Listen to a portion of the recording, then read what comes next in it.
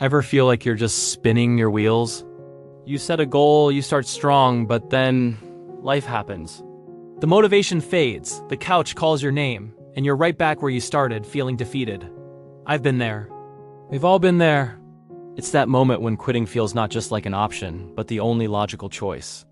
This is a story about a guy named Alex who was standing right at that edge. Alex wanted to become a runner. Not a marathoner, just someone who could run a few miles without feeling like his lungs were on fire. He bought the shoes, the fancy watch, the whole outfit. Day 1 was great. Day 2, a little less so. By week 2, every morning was a battle. His mind would cook up 1,000 excuses. It's too cold. I'm too tired. What's the point anyway? He was so close to throwing in the towel, convinced he just wasn't built for running. The joy was gone, replaced by a sense of obligation and failure. He was about to quit for good. Then, one rainy Tuesday, something shifted. He was lacing up his shoes, ready to force himself out the door for what he promised would be his last run, when he caught a glimpse of an old photo on his shelf.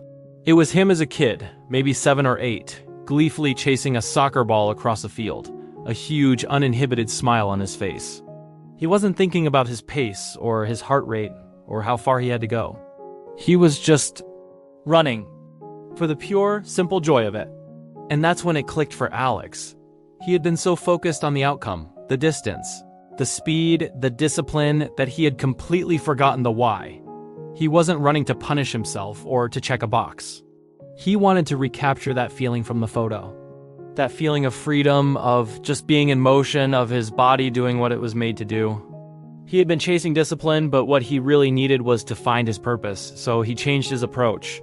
He left the watch at home. He stopped obsessing over miles and minutes. Instead, he focused on how the run felt. He noticed the crisp morning air, the rhythm of his feet on the pavement, the way his mind would clear with each stride. He started exploring new routes, running through parks and down trails he'd never seen before. It stopped being a chore and started becoming an adventure, a form of meditation, his personal time to reconnect with himself.